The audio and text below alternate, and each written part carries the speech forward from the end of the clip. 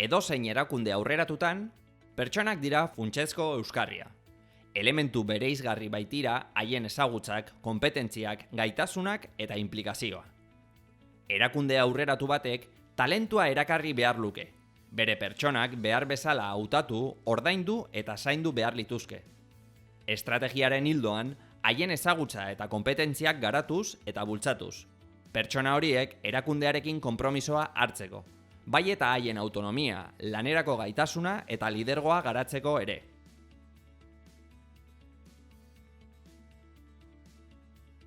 Pertsonak nola erakartzen, hautatzen, ordaintzen eta zaintzen ditugun.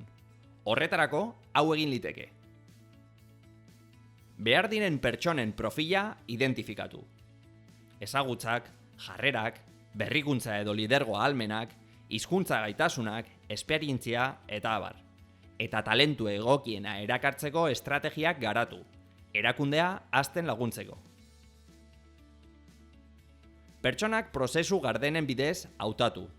Aukera berdintasun eraginkorra bermatzeko eta prozesuak ezarri, pertsonak erakundean sartzen errazteko laguntza eta babesa emanez. Aukera berdintasuna eta ekitatea bermatuko duten ordainketa sistemak eta onura sozialak garatu. Pertsonen gogobetetzea eta motivazioa hobetzeko eta talentua erakartzen laguntzeko. Laneko eta familiako bizitza uztartzeko erraztasunak sustatu eta eman. Pertsonen aniztasuna eta egoera partikularrak kontuan hartuta. Planteamendu malguak eta adostuak eginez. Laneko arriskuen prebentziorako eta osasuna hobetzeko sistemak ezarri. Osasuna, fisikoa eta psikosoziala, hobetzea sustatzen dutenak. Zenbait aldagai kontuan hartuta. Hala nola, lan mota, sexua, adina eta abar. Erakunde osasungarriago baterantz aurrera egiteko. Gure erakundeko pertsonen asebetetzea neurtu. Inkestak, elkarrizketak, foku taldeak eta abar baliatuz.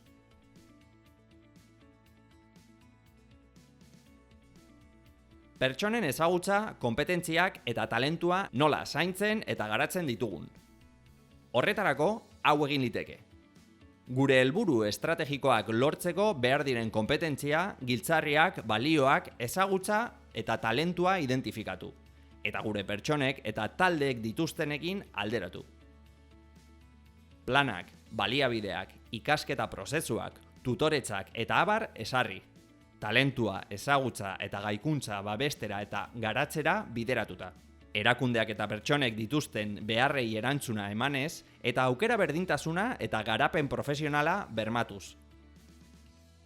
Aldizka, gaikuntza planen eraginkortasuna eta konpetentzien jabekuntza ebaluatu. Teknologiak eskaintzen dituen aukerak erabili, ezagutza babesteko eta partekatzeko. Pertsonen balio aniztasuna eta malgutasuna bultzatu, egoera berrietara moldatu ahal izateko. Merkatuetan, bezeroekin, lan metodoetan eta abar.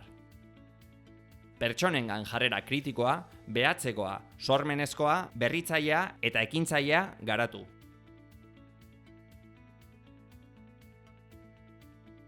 Pertsonen konpromisoa eta motivazioa nola bultzatzen dugun. Horretarako, hau egin liteke. Pertsonei erakundearen estrategiaren berri eman, ikuspuntu global bat izan dezaten. Mekanismoak ezarri, komunikazio eta lankidetza eraginkorra eta arina egon dadin maila guztietan, aniztasuna ere bermatzen dutenak. Honetarako, talde lana edo sarekoa bultza daiteke, zeharkako edo diziplina arteko proiektuak baita ere. Pertsonei jakinarazi, zer emaitza lortzen ari diren, bai orokorrean, bai taldeka edo banaka. Eta nabarmendu, norberaren lanak nola laguntzen duen emaitza orokorrak lortzen.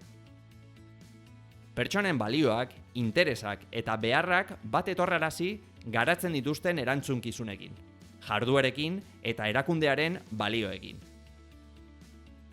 Kudeaketa sistema parte hartzaileak eta pluralak ezarri, pertsonak gaitzen dituztenak autonomoak izateko, jardueren jarraipena egiteko, erabakiak hartzeko, taldean lan egiteko, eta prozesuen eta lan ekipoen efikazia eta efizientzia hobetzeko. Kudeaketan eta emaitzetan partaide egingo dituzten planteamenduetarantz aurrera eginez. Pertsonen eta taldeen jarduna ebaluatu eta aintzatetzi, bai haien jarrerak eta aleginak, bai lortu dituzten emaitzak. Errespetuan eta elkarrekiko konfiantzan oinarritutako harreman formal eta informal betegarriak errazten dituzten ikuspegiak eta metodologiak erabili.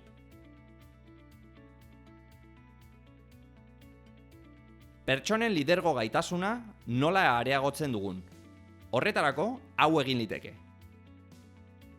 Erakundean lidergoa nola gauzatu beharko litzateken zehaztu epe luzerako funtsezko elementuei eta ezarritako helburu estrategikoei erantzuteko. Adibidez, konpetentziak, jokabideak behatzea eta abar. Erakundeko zuzendaritzaren lidergorako gaitasuna garatu eta arian beste pertsona batzuengana hedatu, lidergo zabaldua eta partekatua lortzeko, belaunaldien arteko erreleboa eta aukera berdintasuna bermatuz. Bermatu, koherentzia dagoela erakundeak formalki ezartzen edo adierazten duenaren eta barruko benetako jardunen artean. Batez ere, balioekin eta printzipio etikoekin zerikusia duten kontuetan. Pertsonen konpetentziak garatu, komunikazioa, argudiatzea eta eztabaida hobetzeko, erantzunkizunak hartzeko edo beste batzuen eskuetan uzten jakiteko, erabakiak hartzeko, taldean lan egiteko, negoziatzeko edo auziak ebasteko eta abar. Erakundeko beste pertsona batzuei lagundu, beren gaitasunak eta konpetentziak gara ditzaten.